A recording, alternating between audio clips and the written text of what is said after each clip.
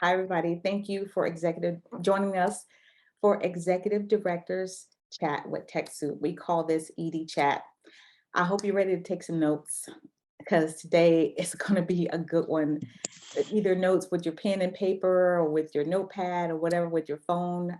Today is one of the most requested topics in the chat room that we've seen. Board of directors. We're talking about board of directors development, recruitment, and retention. So we got one of our EDs who are going to be speakers today. I am Aretha Simons. I'm the webinar producer here at TechSoup. I just wanted to let you know on behalf of TechSoup and over 100 partners that we have here that help provide nonprofit hardware and software at a discount for 501c3 organizations, we want to welcome you. If you're not a member of TechSoup, just type a one in the chat room. Let me know. Let me know who's not a member of TechSoup. Because I had a question through Facebook. They said, do you have to be a member to attend the webinars? The answer is no. The webinars are free. They're open to the public. But in order to get a discount on the products, you have to have your 501c3. So there's one thing I wanted to talk about before we get into this. We made some changes on our website. So I know a lot of you registered for ED Chat and you've actually become members. Right now it says 850, but there was like 900, over 900 the other day when I looked.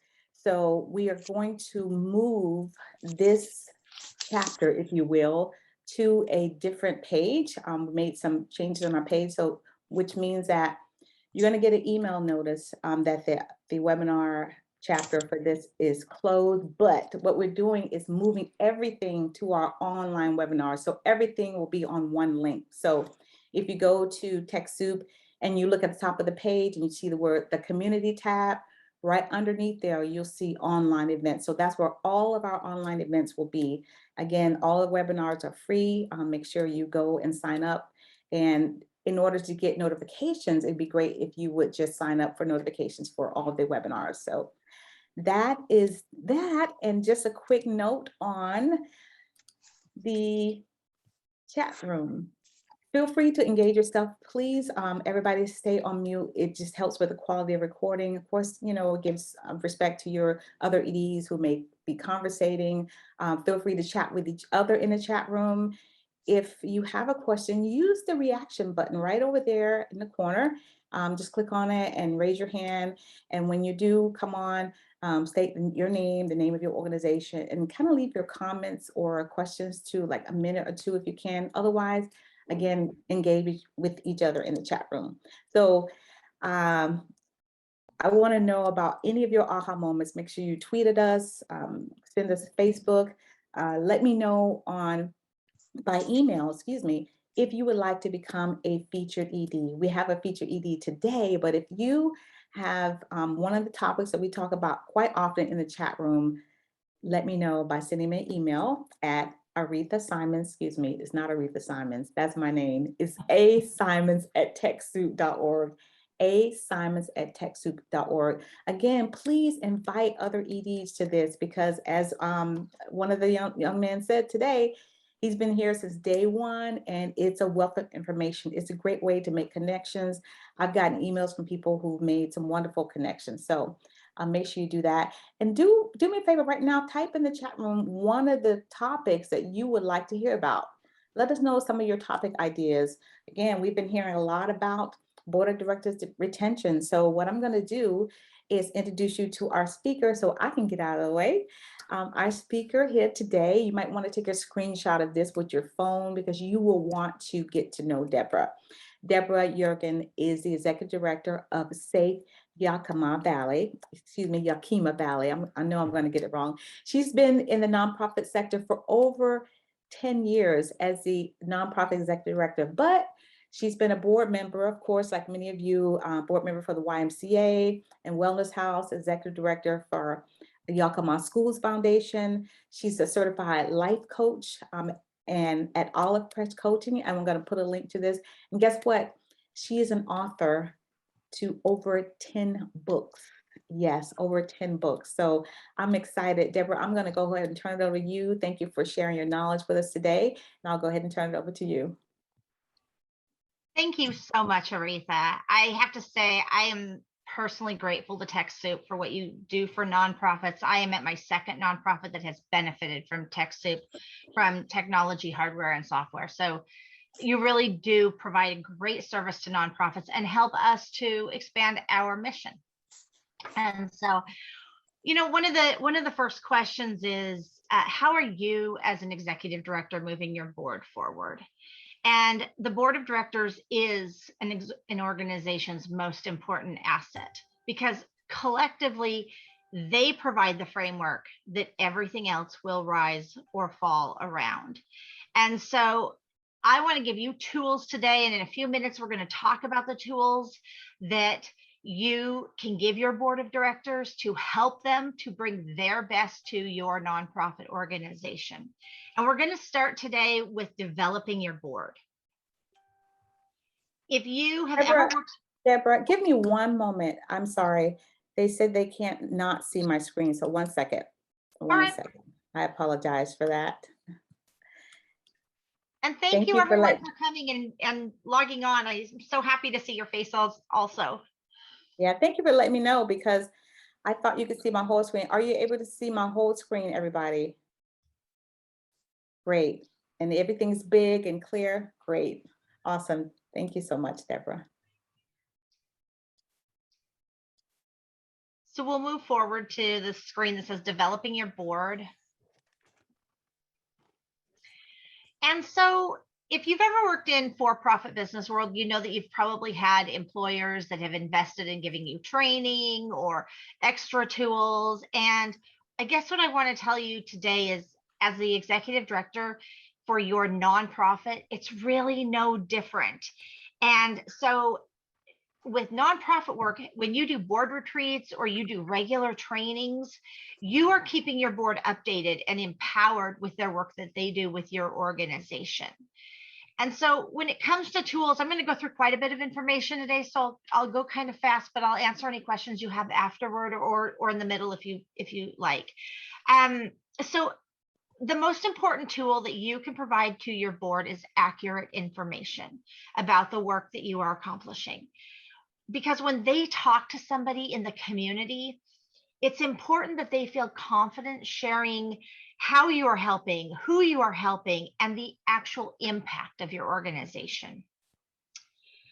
When you think about commitments and what you are doing to feature your board, think of your board as your celebrity endorsers. Think of them as the people to partner and share your holiday campaigns. Invite them to your events. Ask them to participate in ways that include limited time, but big impact.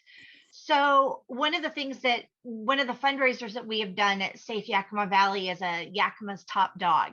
And so we invited board members. We have several board members because we're a community organization. We have the sheriff, he's our president, and the prosecutor and the mayor. And so we invited them to do hot dogs, and then people could vote by buying how many hot dogs. And we kept it really affordable so families could come in. But it made them feel really special. And so instead of just having the challenges of their job, they got to, for an afternoon, go out and actually just greet the public and answer their questions. What it also did is it made them more excited about Safe Yakima and more excited about really representing us, not just all the other business that they have on their desk, but talking about, hey, I'm here with Safe Yakima and we're doing really exciting things. And your board members are part of your board because they love your mission, they love what you're doing, and so they have that passion and they want to talk about it. And so feature your board in your outreach. The other thing that's really important with developing your board, the board that you have, is accountability, because metrics do tell the real story. And this goes beyond financials. If you give the board the information they need to get excited about your organization's success, their passion is going to spill over. They are going to be talking about it. They are going to be sharing your numbers, sharing how many people you've helped. And that is really what tells if you're successful. I mean, it's good to have all the branding, and that's really important too. But really the metrics are, how many animals did you help? How many people did you help? How did you help the environment? How many whatever it is that your focus is on for your organization, whatever your cause, what difference did you make by the numbers? Give those numbers to your board, and that is going to help them so that when they're out in the community, they feel empowered to share your story. So we'll slip to the next slide, because sometimes you need to recruit for success. And at the end of the day, what you are doing when you're recruiting is you are finding the candidates with the best skills, experience, and personality to fit the job. And the job is simple, but it's also complicated. It's this beautiful combination of culture, character, and competency. And you need all three of those things when you are looking. A board with a deep connection to your mission is like a lighthouse in the storm. They are going to be able to help tell your story throughout your whole community. And that community might be a local community, it might be a statewide community, it might be a national community, or it might be an industry. And so whatever your community is, make sure that your board feels a connection to the mission. Now, one of the most important things is setting expectations up front. That includes skills, time, money, social collateral. And so why is this really important? Well, this is very important because, and I've been in this position as an executive director where, you have to fill a certain number of spots, and maybe some of the people in the community are on multiple boards or have multiple commitments, and you're trying to maybe go after someone or something that isn't necessarily in your very best interest, or that you're willing to say, oh yeah, you just have to come to a few meetings, because they say, well, what's entailed in that? You ask them, okay, well, would you like to join our board of directors or be nominated? Well, what do I need to do? What's my commitment? That's a fair question, right?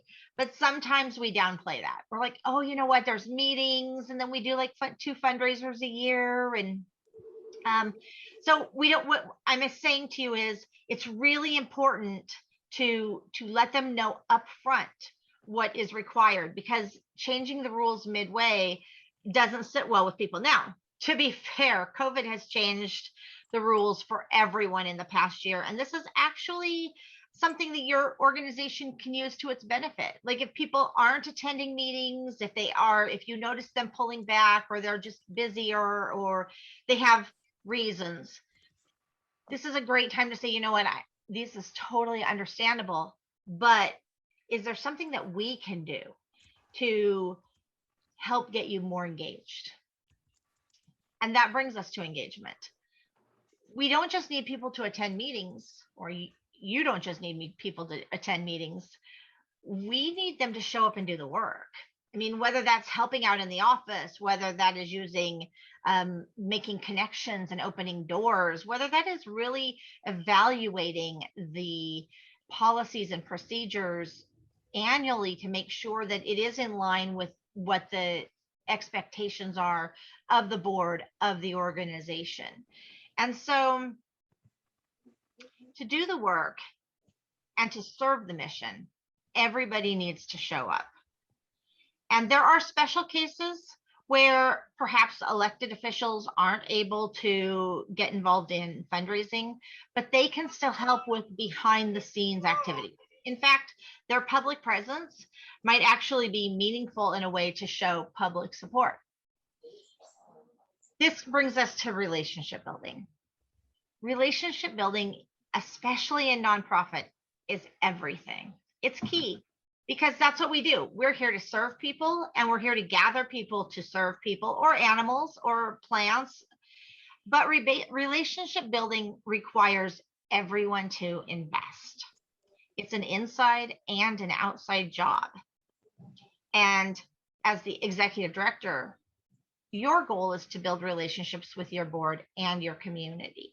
But it's just as important that your board is also actively building relationships while connecting to the community and your programs and the work that you do. So we'll move to thank you, Aretha. Wow, you're ahead of me. I love it. So for keys to retention, so you've got a great board, you love your board, but you know that you sense, especially with COVID, that they've been pulled in all these other directions. And that's really natural. I mean, people have big things on their plates. Some people have had personal health issues, and that can be challenging. But there are keys. There are 4 keys that can help you retain the board members that you have recruited, that you have developed, that you have equipped. And so the first one is to really create an inclusive environment where everybody's part of it, where everybody is welcome, and where they have an opportunity to share, contribute, and connect. The second one is compliance.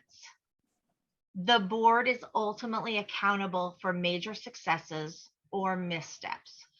So make sure that you are protecting them by keeping them in compliance.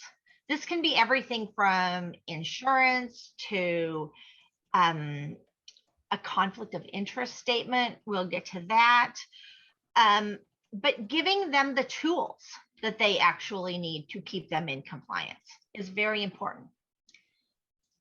The third thing that was very interesting to me as I was doing research for manifesting passion, culture, character, and competency, we did a blind survey of executive directors, and we found that 93% of board members preferred to feel useful over feeling appreciated. I mean, obviously it's important that we do both, and we try to do both, but I just found it really interesting that they were there truly because they support the mission, truly because they want to make a difference, and they want to see our meaningful outcomes. So your board wants to feel useful and necessary.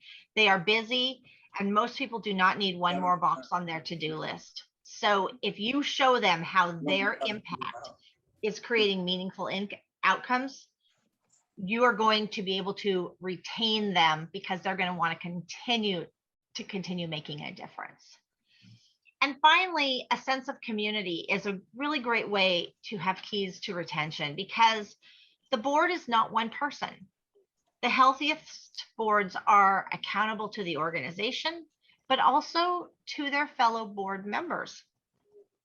So what you can do as an executive director is set up opportunities for them to get to know each other, to bond and to connect. Now, you also want to make sure that you check with your bylaws, because if your bylaws say, that 4 people or more getting together constitutes a formal board meeting, then you will need to take notes, unless it's just simply where you say this is completely not a board meeting, but board members are invited to just come and mingle and get to know each other. But why not take notes? I mean, that's some really positive things, and some powerful information can often come out of those meetings, especially when people have let their guard down a little bit. So my final slide is, in pulling everything together, what is the function and responsibility of the board? The basic responsibility and function of the board is that boards are entrusted with advancing the mission for their organization and serving as representatives of the community. They are also responsible in fundraising to provide leadership, financial support, and connection to donors or prospective donors. And so they have a great deal of oversight that is really important, and that is the responsibility. And it's really important when you're recruiting and when you're developing your board to always remind them of the responsibilities, because it is really important that they do know that at the end of the day, this is fun, this is awesome, we're making a difference, but there are fiduciary guidelines that must be followed, and they, as the board, are responsible for those. One way to help them with that is to ensure that the priorities of the board are always key and at the forefront of everybody's mind. And one way to do that is with the conflict of interest statement. Everybody should be signing that once a year. It just makes people think about, oh, what are my relationships? Could there be a conflict of interest? Is there a gray area? Do I need to review this? For most people, it's just something of reading it, being reminded of it, and signing it each year. But for some people, this can actually help prevent a future crisis. Policies and procedures.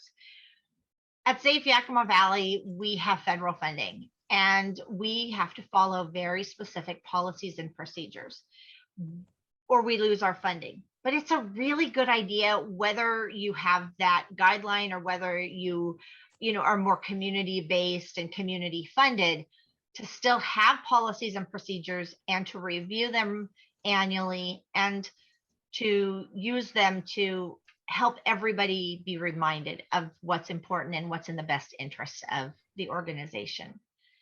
Now, one of, I think, the most important topics as we pull everything together is having diverse representation. Diversity is just, it's not a box we check. Diversity brings the whole level up. It creates an environment where there are more opinions, there are more ideas, there's more sharing, there's more experiences.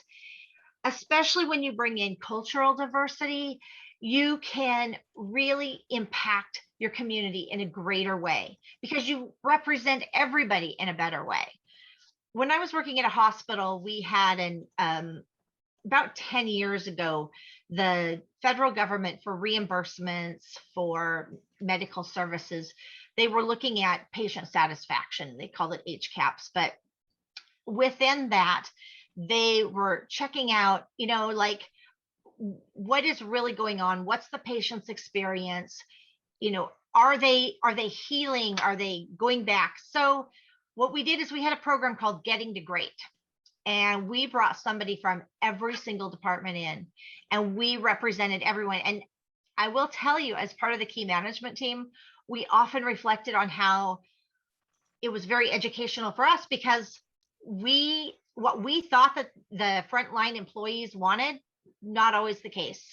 They told us what mattered to them. They shared their experiences. They shared the things that empowered them and that put them in the right frame of mind so that they could then give the best service and help to our patients.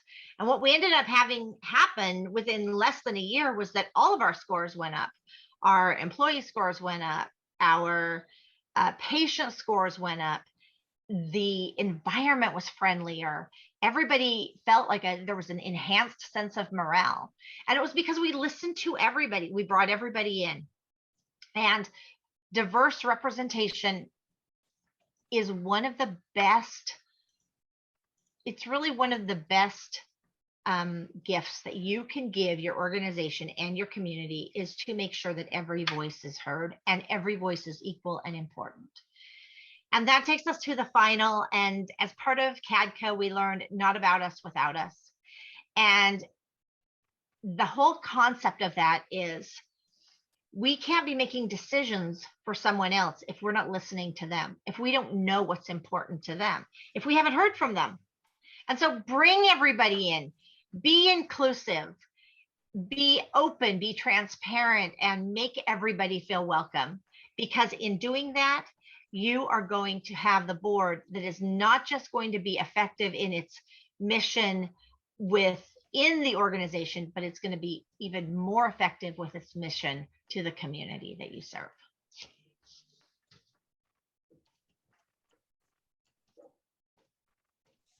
Wow. You know what? I love how you ended that. You just did the mic drop on not about us without us. That is one of my favorite things that I have learned from you. You guys need to write that in the chat room. It's not about us without us. Let me just say it like that. How about that? So I saw a lot of questions in the chat room. I want you to get ready to raise your hand, use the raise your hand option to unmute yourself. In a moment, I will call on you so you can ask your questions. But I saw a lot of heads nodding when she was sharing. I saw a lot of heads nodding. So what are some of your takeaways? What are some of your takeaways, or what are some of your thoughts as she was chatting? And I'm gonna go ahead. I hear somebody. Okay, so yes, thank you. So let me go to the chat room while you guys are thinking about what you want to share. Someone asked, how do I handle a board member who's not signed the COI from even, excuse me, the COI form, even though they have been asked multiple times? That's an interesting question. They've been asked and they can't and they won't sign it. Well, so I would go to your executive committee and make sure that they are on board. But the reality is that this board member probably needs a personal visit, whether that's on Zoom or whether that is in person with your board chair or maybe a couple members of your executive committee and you. And then you just, either you or the board chair needs to say, it's really important. This puts us at risk if it's not signed, and it puts you at risk. I mean, it's not just not you, the executive director, but telling that board member who isn't signing it and won't sign it, say, this puts you at risk, but this is imperative that we have this signed for you to continue to be on our board. So we're going to give you 30 days. We would love to have you sign it. And certainly feel free to make notes on it. You don't have to sign it. You can sign it and make your adjustments, but just know that this is mandatory. It's a requirement to be on our board of directors. Great. And there's another question. As you have a question for Deborah, raise your hand or a comment. Sarah, who's looking at us from her iPhone, thank you for typing this question. How do I keep a board member involved and keep them showing up when their board members are in different states? Well, you know what? That is a very interesting thing. And I think that it's even more so with COVID, everybody is understanding your question, because all of our board members at some point during this process in the last year have been at a distance. And so, but I think about like an HOA for maybe a condo association, or where you are going to have people who are either around the nation or around the world. And how do you bring them in? And the fact is, it just starts with relationship building. I would just get them on the phone, have a conversation with them. Say, I just want to catch up with you. How are you doing? In fact, Aretha is going to put in the chat box at the end some tools for executive directors for board communication. And one of them is a page on board communication. And it's just a set of like 12 questions. You can determine which ones you want to ask or not ask. But really, it comes down to relationship building. And so I say, just pick up the phone and say, hey, can we just have a conversation? I want to find out what's going on with you. I haven't talked to you. I miss you. And most people will say, sure, I can meet you, or I can take a call on Tuesday at 4 o'clock or whenever it works for them. Great. Jorge, he has his hand raised. Would you unmute yourself, please? Thank you. Hello, everybody. Jorge de Moya here. Deborah, thank you very much. I appreciate it. We just had one of our board meetings actually last night, and a lot of these questions came up. In terms of a COI, is there anything else that you feel would be necessary for board members to sign? We were kicking around the idea of a confidentiality agreement, mainly because of state funding. And since we do deal with young adults with developmental disabilities, some of the issues that are arisen are very sensitive. So we want to make sure that we keep that within the board. Would that be okay to ask of the board? Absolutely. But another question that I would bring to you, because we have a similar situation, we have at-risk mentees that we serve. Is it necessary for the board to have the information of the people that you serve? Like, is it necessary for them to have their last name and their identifying information, or can you just refer to them as student one or as patient one? In our case, yes, only because our board is very active. They're at events. We've had board members volunteer to pitch in as a job coach when we've been a little swamped. We're very lucky in that sense. Our board is very active. So we want to keep them as involved as possible. And many of them are occupational therapists, or they run their own practice. So they actually have some of the same clients we do. So they know exactly who we're talking about. So we don't want to, Conflict. yeah, slight conflict, you think? I do believe that can be a problem, but we find a way around it. I think that given that that is the group of your board of directors, they would be absolutely on board with signing a confidentiality agreement. In fact, they probably, some of them, I'm guessing, have asked why they haven't signed one yet. Is that correct? Yes, that would actually be correct. Okay. And in the chat, I did notice that somebody asked, how do you get more board members? One thing that we tried to do is we tried to ask our current board members to nominate a new one. And they go through a little bit of a nomination process, just an idea that we started kicking around within ourselves. That's the number one way is, have your current board members reach out to people who are equally passionate, who they know care about your mission, that they know that they want to help, the same group that you target to help.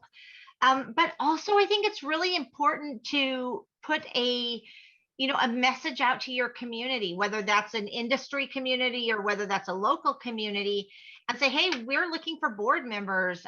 I was at a national night out actually 2 nights ago because it's national night out was last week, but one of the local communities moved it to this week so they weren't competing with so many. And I ran into a former police chief from one of the Lower Valley communities. And he said, I'm really concerned that no one on your board represents the Lower Valley, because most of our people have been coming from the Upper Valley and from the city, but we are countywide. And so it's really important. And I said, well, would you like to be nominated? I mean, we would love your resume. And I said, do you still have a passion for do you represent the Lower Valley? Do you have a passion? Do you, for geographically? And he said, I do. And I said, well, here's my card, send me an email. And then I also took his email because I wanted to follow up with him and send him a board nomination form. We change our boards at the beginning of every year. And so this is the time where we start gathering resumes. And, here's the thing, when you look for candidates, you want candidates who have the best skills, experience, and personality to fit the board, who are going to fit in well, but who really care about reaching everybody and being inclusive and in diversity. And so if you have somebody who's saying, yeah, I'm interested in joining your board, by all means, make sure that you connect with that person, you get their information, they get your information, and you send them a nomination form. Great. Michelle Finn, I saw you raise your hand, so Hi. thank you for being patient. Hi, thank you. 2 questions. I'm very new at this. This is, I'm becoming the executive director now. I'm stepping down as president, becoming executive director. 2 things. Can you tell me, please, on a small scale board, how many are we supposed to legally have?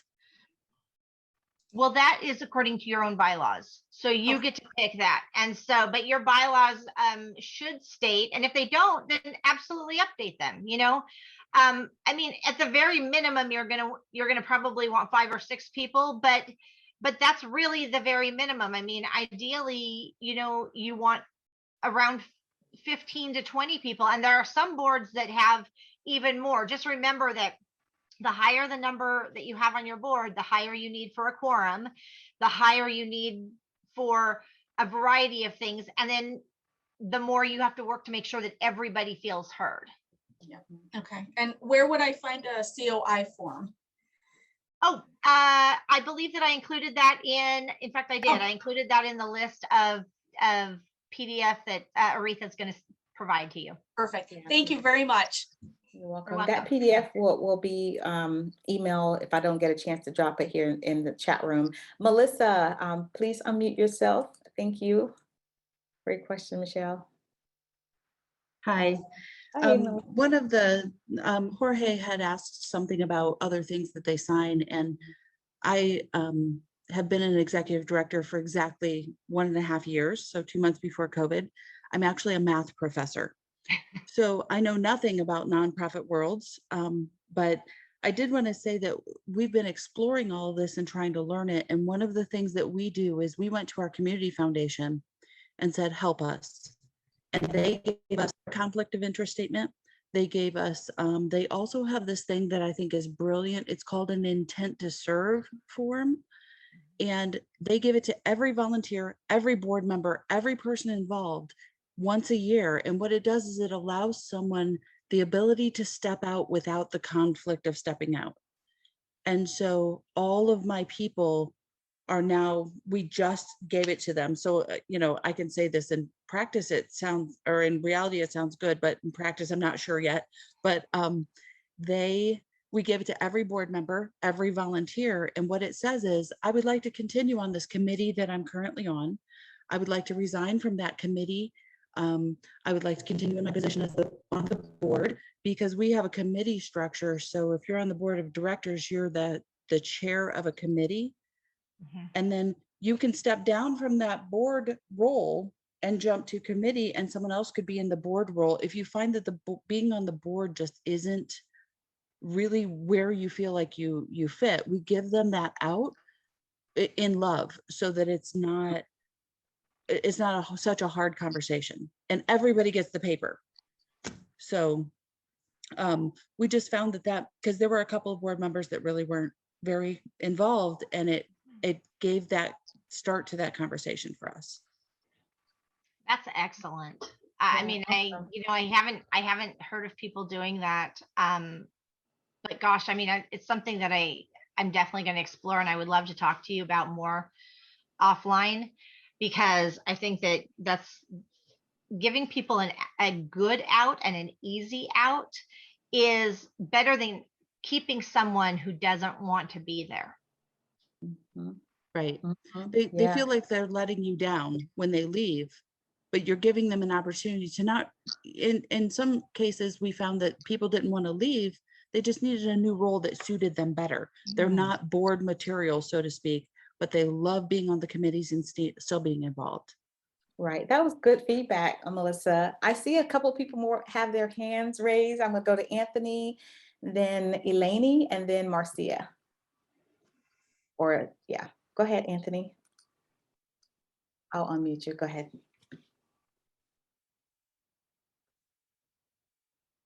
We can't hear you. No, we can't hear you still. While you're getting that together, we're gonna go to Eleni and then let us know when your sound is ready. Okay. Hi, this is Ilani Casey, and I'm Elani. so glad. Thank you so much. I love that idea of the intent to serve. I would like to know, we have a little bit of an opposite problem. We're a cultural organization and we do equity work, and it's around Indigenous people. And consistently we have a non-native who is quite critical of Indigenous people, yet she's not doing any of her personal internalized dominance work. She's not doing any work around just because she has a degree, she thinks she's the expert. And so I want to implement the intent to serve very much, but what if that person is unwilling to move on, even, and we're just now actually setting up term limits. So, because we're small but mighty. Great question. What's your comment on the intent to serve if they won't sign it? And if we're running out of time, so we can keep the questions and comments to like a minute, that would be great. So I want to specifically, what is your question? I want to make sure that I answer it specifically. Oh, the intent to serve, I think, is a great idea to implement. How would you approach a person who is unwilling to step down? Someone who's not really doing the work, etc., and been there, very critical. So we need to get new board blood in there. Is this person on your executive committee or your steering committee? No, she's Okay. a board member going on 5 years, and we need to move on. I would say that with any major concern that is thwarting the efforts of the organization or the energy of the organization, I would say definitely bring it to your executive or your steering committee, because it's not a decision that you can or want to make on your own. It's a decision that you really want to be representative of the board. Great, thank you. Anthony, Thank how's you. your sound then? You're muted now. Can you hear me now? Great. Yes, yes. Hey, so quick question, Deborah, regarding the definition of personality. You were talking about finding board members who meet the culture and personality, and these have often been embedded kind of inadvertent or intentional code language to exclude folks from a board, because then what ends up happening is you're looking, just like in hiring, for people you think work well on your team, and you tend to look to people that are just like you. And so it is a practice that yields a non-diverse board as opposed to a more diverse one. And I'm just wondering if there are ways that we can intentionally address what is personality, what is culture, when you throw that in as indicators of what is a good board match. So it's actually just quite the opposite. It is actually bringing people, when we refer to personality, we're referring to, are they plugged into the organization? Are they active? Are they vocal about the mission and how they can serve that mission? Are they open to talking to other people? Do they want to work with others? There are some people who have a personality where they don't want to work on a team. They're like, you bring everybody together and they're like, oh no, I'm going to go do my own thing. Well, maybe that's not somebody who is part of the board. Maybe that's somebody who is a stakeholder or a donor in a different way, or can do something different. I believe in empowering people. But when I talk about culture, character, and competency, culture it is really being inclusive. It is bringing everybody in. It is listening to everybody's voice. It is having a belief that everybody is equal and everybody's voice matters, because it does. And the truth is that every single time, if you have one person do brainstorming or you have a group of people do brainstorming, you are going to get better results. You're going to get better answers. You're going to get better solutions from the group, because different people bring different perspectives. And so character means that you do what's right, not what's in your own best interest, but what's in the organization's best interest. And competency means that people can read a financial and that they actually do their homework. They don't just show up without having read the minutes, or they don't show up and say, oh, I didn't get that, or I didn't see that. You really need somebody who is plugged in, who wants to be there, and who behaves in a way that says, this is important, this matters, and I want to be here. And so they bring that competency. And if they don't know how to read a financial statement, because at some point we all had to learn to do that, feel free to ask. And I think that if there's other things that someone doesn't know, feel free to ask. I mean, we are all here because we care about the people or the animals or the environment. Whoever we serve, we all care. We have this shared mission and this vision of what we want our world to look like. And so culture, character, and competency is a grouping of how do we move that forward collectively, not as one person, but collectively, how do we move that forward? Right. And Ellen, go ahead with your question. I was wondering, whose responsibility is it? It's a sort of a chicken and egg question. Does the board come up with its own governance, or is it the executive director driving it? In our situation, we have bylaws, but we really don't have any structure to our board. So even though we have a board chair who is the founder, we just don't have any. We've been reduced down to basically 3 members, and even though we call ourselves a working board, the board doesn't really do much in the way of work. So I just wondered if you had any tips on that. Should the executive director be driving the board, or I've heard that most boards should be driving the executive director, even though they shouldn't be bossing them around per se.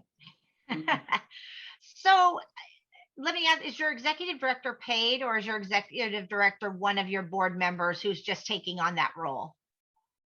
Well, she should be paid, and she gets paid, but doesn't know when she's going to get paid or how much. It's sort of just like an ad hoc thing. So is your group officially a nonprofit? Are you a 501c3? Oh yeah, we're 20 years old. 20 years old.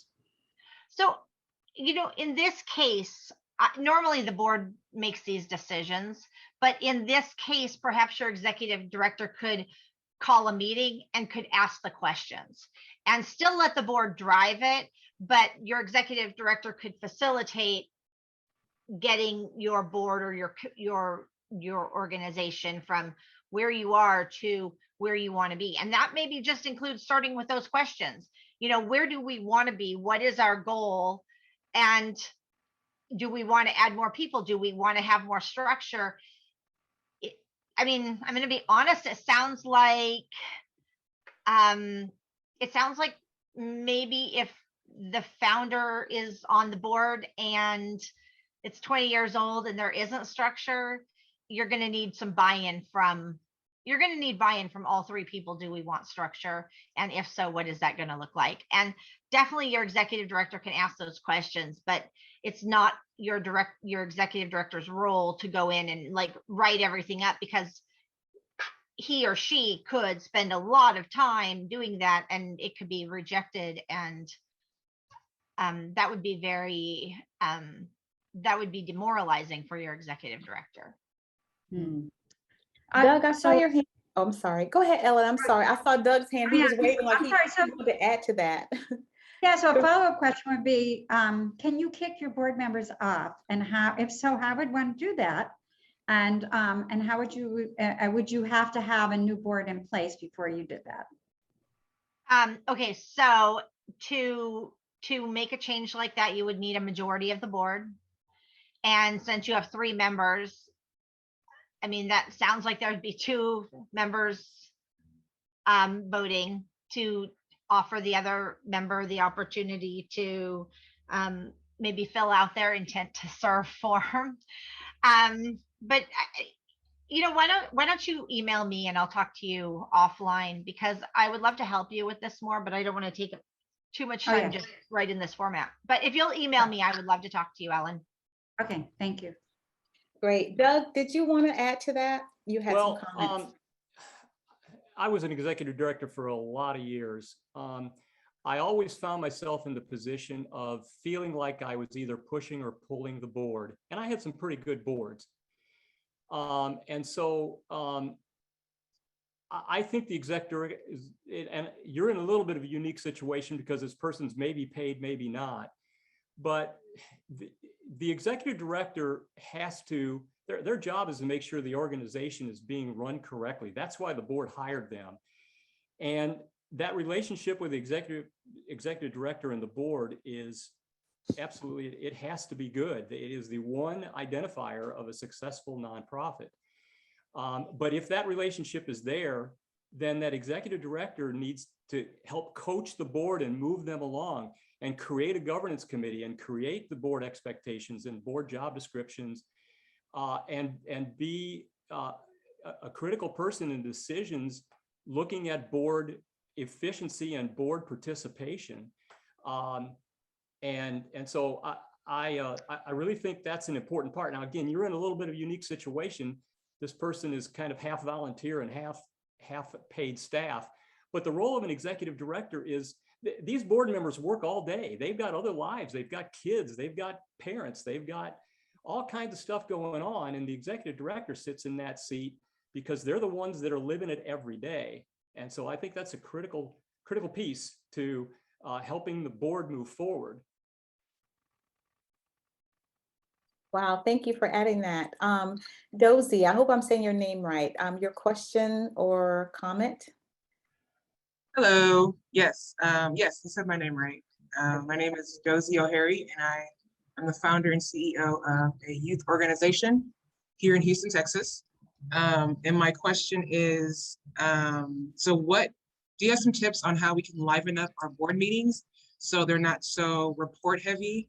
And we are focused really on building relationships between board members, with the purpose of building up morale and having them inspired by being on the board and the work that we're doing.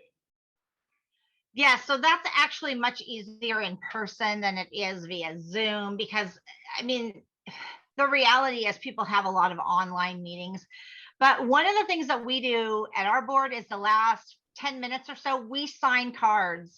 And so we will sign birthday cards to donors, or to we'll sign cards if someone had a baby or somebody had a loss, we'll sign a card. But if someone is sick and we want them to get well, we had a board member who was ill. And so everybody signed cards. And you know what? The passing around of the cards, and especially it's not like one card, like we'll pass around 6 cards. And so people are taking them across the room, and then they're putting them to their right and putting them to their left and signing. And it actually creates a fun environment of doing something that isn't necessarily heavy or traditional board work, but it is board work because it's all about outreach and community and relationship building and letting people know. And at the holidays, every single board member signs our cards that go out to the community. And it is a lot of work. And what I learned is you have to start this in October. We have 18 board members normally. And so it's a lot to get those around, and especially when we were driving them from place to place. But definitely do something that's an activity. Have people talk about something that maybe a fundraiser coming up. When we were looking at the Yakima's Top Dog, people were talking about their favorite toppings on hot dogs. And I mean, I think people who didn't even like hot dogs were excited about toppings, and make sure you have grilled onions, and make sure this, because it brought something else in besides just board business or traditional board business when we think of administration, but it was still board business, and it developed that relationship. The other thing is, if you invite your board to have appetizers together, or a barbecue picnic in one of the board members' backyards. Mm-hmm.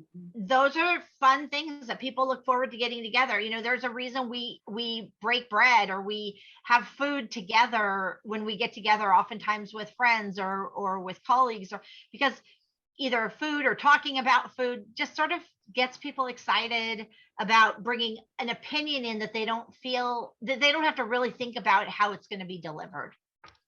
Beautiful. Okay, so I have a few more people with their hands raised on my screen. Beth, Kimberly, and Kofi. I hope I'm saying your name right. Beth, go ahead and unmute yourself. Yes, you're saying it right. Okay. Okay, you called on me, Beth? Yes, go ahead, Beth. Okay. Hopefully, quick question, maybe long answer.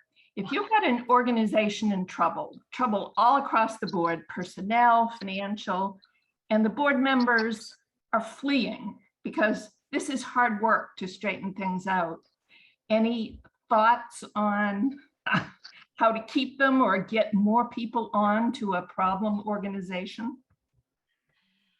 Well, I've been through that actually, but I think I'll try to keep this answer short. But yes, connect with me separately because I can help you through this.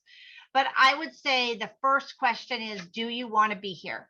And if somebody doesn't want to be there, don't try to convince them, because if they don't want to be there, let them have that gracious out so that they can still support the good times and say, you know what, do you want to be here? Are you committed to getting this back on the right track?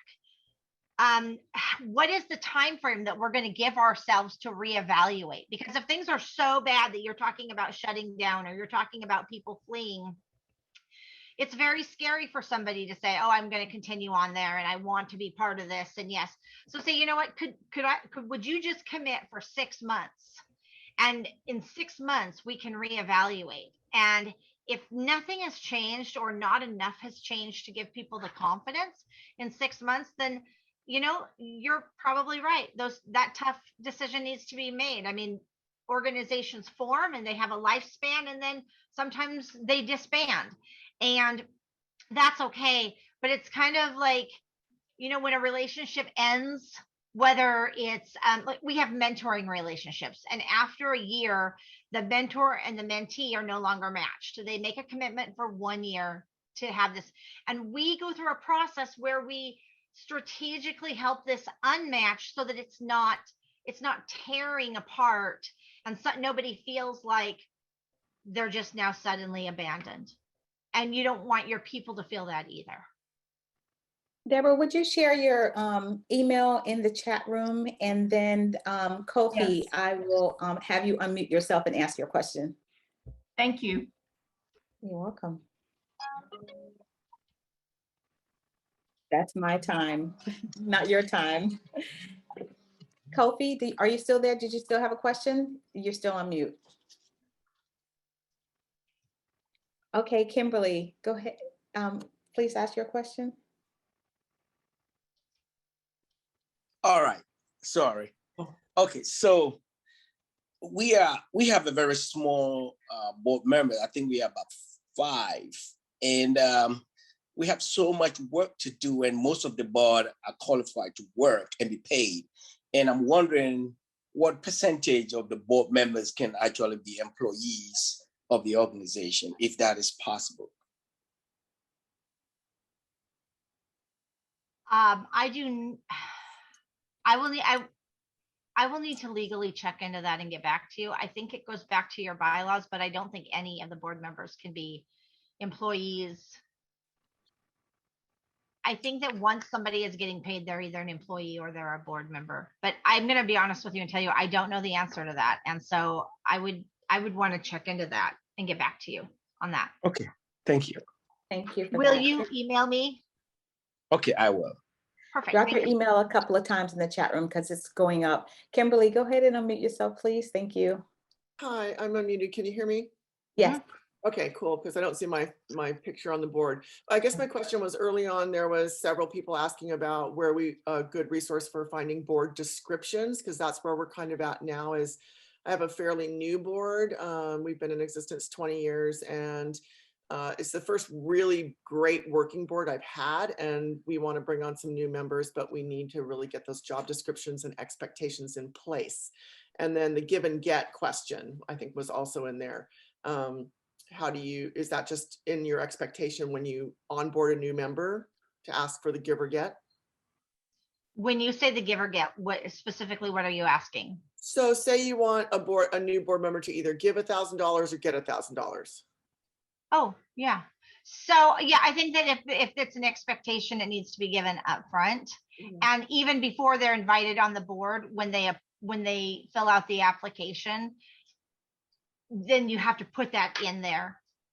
When I was on the YWCA, there was an expectation that we had to raise $1,500, and that could be a personal check, or that could be if you worked with an organization, or if you went out to 3 businesses and got $500. I mean, it wasn't, they didn't give you a specific set of guidelines of how that but you had to be responsible for bringing $1,500 in, was one of the expectations on that board. Right. So your first question, though, about job descriptions. So we have job descriptions, and I can share ours with you from Safe Yakima Valley, but they're really very basic. Board members are expected to attend the meetings. They're expected to attend 10 out of 12 meetings unless they have an illness or they have a vacation or they have something that is, a prearranged absence or an excused absence. And then they're expected to participate in the event, serve on an action team, which is like sort of a committee that we were talking about earlier. And then they're expected to participate in community activities as a board member representing. So like we do a drug take back day 2 days a year, and we do it with the sheriff's office. And we ask that our board members at least show up for 1 hour to the drug take back day. When it gets into executive level or steering level committee members, then the requirements go up, because like with the treasurer has to approve any debit charges ahead of time. Not for the exact amount, but just for, okay, we're going to this place to buy this. Do we have permission to use the debit? And then they also have to sign off on anything on the expenditures. The president and the vice president have to approve the time cards. So if there are things that are in your policies and procedures, then you can definitely look at who is it who has that responsibility and put that into their job description. Great. Thank you all so very much. This has been amazing. I know there's probably still questions. There were tons of questions in the chat room. Before you go, I want to remind you, make sure you go to TechSoup and sign up for our new courses, the upcoming webinars that are on the TechSoup website. We have the upcoming webinars, Public Good App House, apps for nonprofits working with refugees. That's going to be amazing. Technology solutions for larger libraries, how to grow and engage donors, members, and volunteers. I know we all need that. And then understanding pastors' payroll and QuickBook.